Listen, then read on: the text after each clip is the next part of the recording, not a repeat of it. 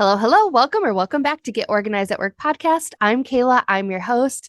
And today we're going to be talking about why leaders feel overwhelmed and what the Olympics can teach us about letting go. But before we dive in, I want to remind you that we do have our Get Organized at Work podcast community. It will be linked in the description below or in the show notes. You can get access to our monthly members' lives.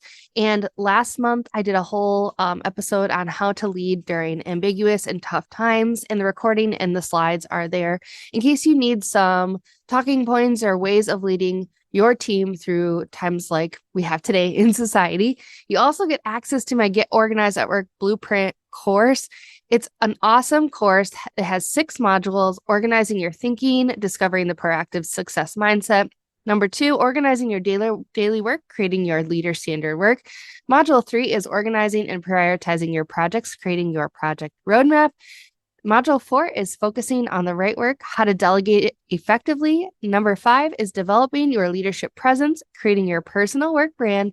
And module 6 is communicating proactively, creating your clear communication strategy. I would love it if you would join us in the podcast community where we can collaborate. I'm putting out weekly and daily content, private podcasts just for members. I did one special for Valentine's Day last week. It was really fun. So come on in and join us on the inside to continue this conversation. Welcome to Get Organized at Work. I'm your host, Kayla Fahey-Ahrndt, healthcare leader, mom of 3, and your go-to guide for ditching the chaos and taking control of your workday. This is the show where we turn overwhelming to-do lists into clear, actionable plans so you can crush your goals and show up as your best self at work and in your life. Whether you're here for strategies to stay ahead or systems to simplify your workday, you're in the right place. Let's get organized, have some fun, and make this year your best year in your career yet. Let's dive in. As a healthcare leader, systems builder, and someone who is deeply fascinated by the connection between how we work and how we feel while we're working, today's episode was something I knew I had to share. It was all about the Olympics. I was watching one of the recent figure skating performances by Alysa Liu. She won the gold medal for America, and it struck me that I wasn't just watching her technical skill. I was watching her lightness. And if you ever watch someone skate or dance at that level, you know what I mean. They're doing something incredibly difficult, jumps, spins, combinations that require years and years of training. And yet it just looks effortless. It looks joyful. She looked free. And I found myself thinking about the contrast between that feeling and how leadership often feels. Because leadership often feels or can feel tight. It can feel heavy, pressurized, like everything depends on you. And today I want to talk about why leaders feel overwhelmed and the hidden cause that no one really talks about. And more importantly, how to create that lightness instead. If you've ever been in a high pressure situation, giving a presentation, running a workshop, leading a major project, you know what tightness feels like. It's that internal gripping, that feeling of, I can't mess this up. Everything depends on this. I have to hold everything together. And ironically, the tighter you grip, the harder everything becomes. Your thinking becomes constrained, your creativity goes out the window, and your ability to be present diminishes. You are operating from protection instead of expression. And that doesn't just happen in sports. It happens in leadership every single day. Most people think leaders feel overwhelmed because they have too much work, but that's not actually the root cause. The root cause is that they're holding too many things mentally and emotionally at the same time. They're gripping everything, trying to remember everything, and trying to anticipate everything, trying to control every possible outcome. And that gripping creates constant internal pressure. And it creates a state where your nervous system never fully relaxes. Even when nothing is actively wrong, you're searching for the next shoe to drop. You're still holding, you're carrying, you're still bracing. And over time, that becomes exhausting, not because you're incapable, but because you were never meant to carry everything alone. While I was watching Alysa's Olympic performance, what struck me the most was not perfection. It was the way she went out on the ice and she trusted. Trust in the training, in her preparation, in the process, trust in herself she just had this lightness, this airiness about her. And the commentators kept commenting on how she was so relaxed. She wasn't gripping every movement. She was allowing the training to carry her. And that's such an important distinction because the goal of preparation is not control. The goal of preparation is trust. So when it's time to perform, you don't have to grip. You can allow, you can flow, and you can be present. It was so fun watching her 60 Minutes interview and some of the other interviews she gave after or even before her performance. And someone had asked her, do you feel stressed when you're performing? And she said, absolutely not. This is when I get to show what I'm good at, why I'm here, and I just get to be here. And if you know her story, she got seventh at the Beijing Olympics, and she was only 18 at the time or 16 at the time. She was very young. And yeah, 16, I believe. And she felt tons of pressure. There was a lot of political things happening. She was being stalked. Like her dad was being tracked down because they came over from China, like all this stuff. So it was just a very stressful Olympics, super, super traumatic. And she has talked about how she would train every single day. And it became like a job when she was just a kid. It wasn't fun anymore.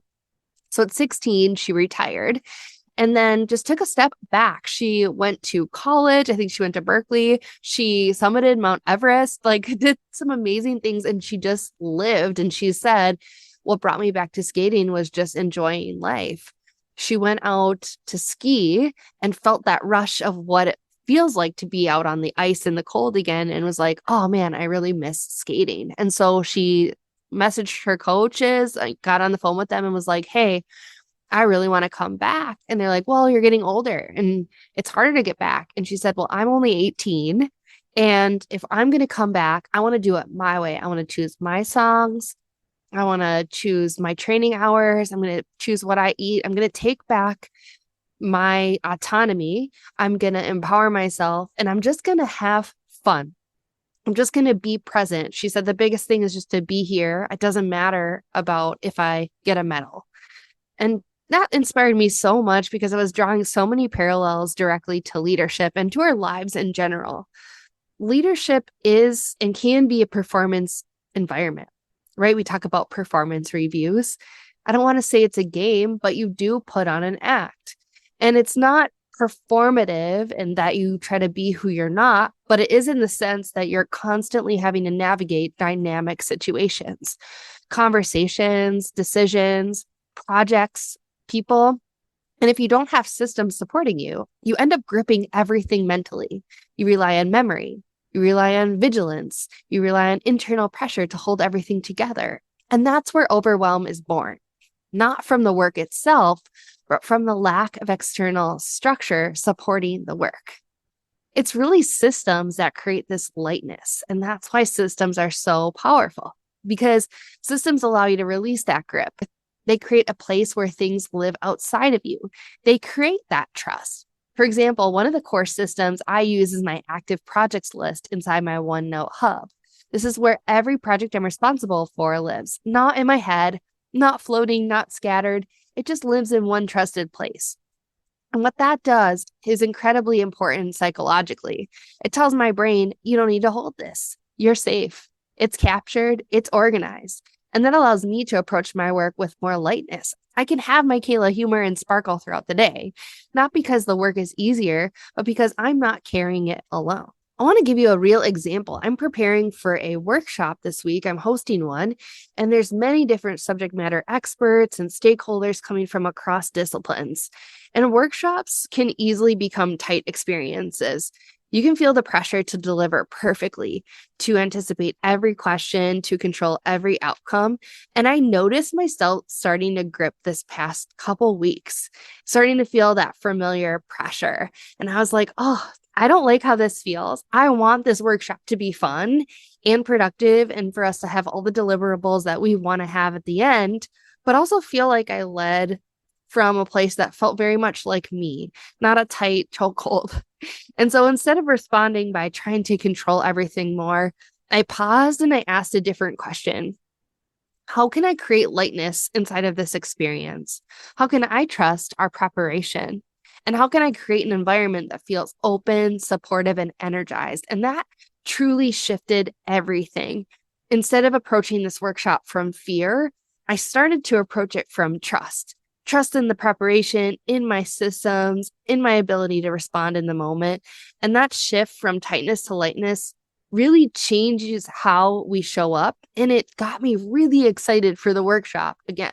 I'll have to let you know how it goes. I'm just going to assume that it went great because I'm recording before it happened. But the lesson that I learned from watching Alysa's Olympic performance and then hearing about her story and going through my experience in leadership is that lightness is not accidental. It's built. You've got to notice that you need to be light to actually carry that. When you watch someone perform with lightness, it's easy to think, oh, it's natural. She's just that good. But it's not accidental. It's the result of preparation and structure, the ability to give yourself trust. It's the result of having trained in a way that allows your nervous system to feel safe. Systems do the exact same thing for leaders. They create psychological safety, give you a sense of clarity, reduce uncertainty, and heck, they make you feel so much more confident when they're up there pitching to a bunch of people. And when uncertainty decreases, lightness increases. I want to let you in on a hidden truth about leadership. The most effective leaders are not the ones gripping the hardest. They are the ones who have built systems that allow them to release that grip. They trust their prep, they trust their structures, they trust themselves. And because of that, they can be present, they can be creative, and they can lead with clarity instead of pressure. It's kind of that analogy, maybe you've heard it before, trying to fit a square peg in a round hole. Leaders know when something isn't working and they need to pause and go a different direction. That's kind of the lightness that I feel. Like when you come up on that tension of like, this thing just isn't working, pausing and say, there's got to be an easier way. So what does lightness actually feel like? It doesn't mean that everything is easy. It means supported. It means clear. It means you're not relying on stress to hold everything together. You're relying on structure. And this is one of the most profound shifts you can make as a leader, moving from gripping to trusting, moving from holding everything internally to allowing systems to support you externally. So here's your invitation. If you've been feeling overwhelmed, I want you to consider this possibility. It may not be that you're incapable, and it may not be that you're doing too much. It may be that you've been holding on to everything too tightly. And the solution isn't to care less. It's to build systems that allow you to care without carrying everything alone. And that's exactly why I created my OneNote Hub template, as well as the Get Organized at Work Blueprint course that teaches the mindset around proactive leadership. And that's why I love to teach leaders how to organize their projects, their responsibilities, and their priorities in a way that creates clarity. Because again, clarity creates trust and helps you build confidence, feels really good. And that trust creates this lightness in you that radiates and everyone can see it. Leadership was never meant to feel like constant pressure. It was meant to feel like purposeful movement, structured, supported, clear, and yes, even light. So I want to say thank you so much for being here. And if you'd like to see exactly how I organize my active projects list inside my OneNote Hub, I'll share with you the link. I have a walkthrough on YouTube and I'll put it in the show notes for you. I'll also link our community where you can get my 6-module blueprint course for free, as well as join me for our monthly Q&As. The next one is on March 3rd. We're going to be talking about all of the systems that I connect all of the dots together, not just the OneNote Hub, but Teams, Outlook, To-Do, all that jazz. So I hope I will see you inside the community so we can connect and talk on a deeper level outside this podcast.